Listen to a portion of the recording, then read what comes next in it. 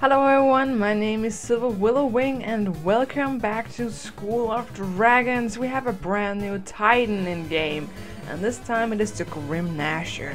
But before we take a look at the Titan, how about we remember what the Grim Gnasher used to look like.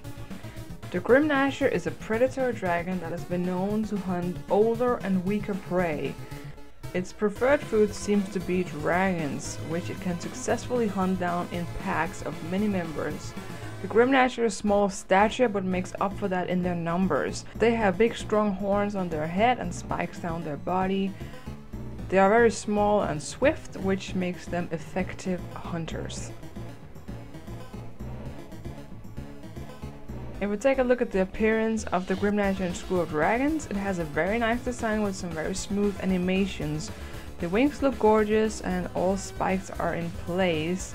It has a big underbite, which is characteristic for the Grim Gnasher. This dragon can also launch its teeth at its prey, which is also something it can do in School of Dragons when it fires its fireball. This dragon is a very strong predator. But now that we have seen what the regular Grim Gnasher looks like, let's take a look at the Titan form.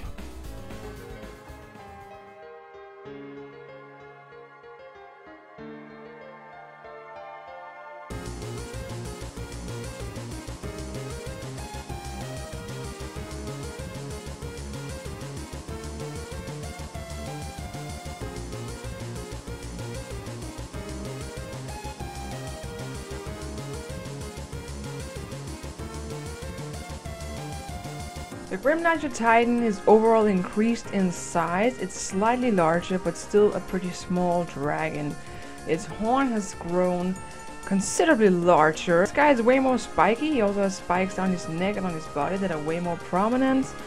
He is pretty similar otherwise. His face and the overall shape of his head is similar. He just has some extra spikes all over his body. So it's pretty simple changes that has been made to this dragon. But I overall think it works. The coloration options are great, just like they were in the regular Grim Gnasher. So this dragon holds up to what it used to be. I do believe it's a little bit simplistic. The only thing that's really standing out is the head. But I should be careful with what I say because I have been complaining about the Death Song being too detailed and way over the top. This dragon is definitely not like that, and if I had to choose between the two, I would definitely pick this guy. I love the Grim Gnasher from the beginning, and the new head on this guy just looks phenomenal.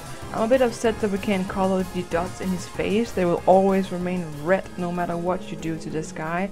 So that's a bit of a bummer if you really don't want a red dragon. But other than that, his body is customizable when it comes to colors. You can color his skin in 2 different colors and give him some scales. There's 3 options. Sadly, none of them changes his color on his stomach and his chest.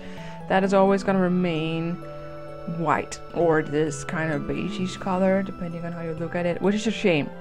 I think that's a really big shame, because if you want a really dark dragon just like mine, you can't have that, because the body is always going to remain light on the belly and the chest and beneath the tail. Other than that, the scales look really great.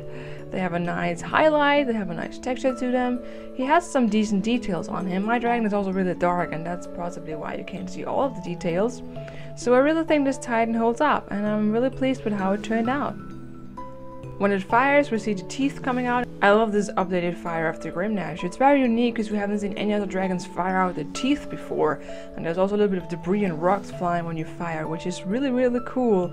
This dragon relies on projectiling its teeth rather than just on fire, which is really interesting. But that's all I'm gonna say about the Titan Grim Gnasher. You can let me know what you think about it down in the comment section. I would love to read it.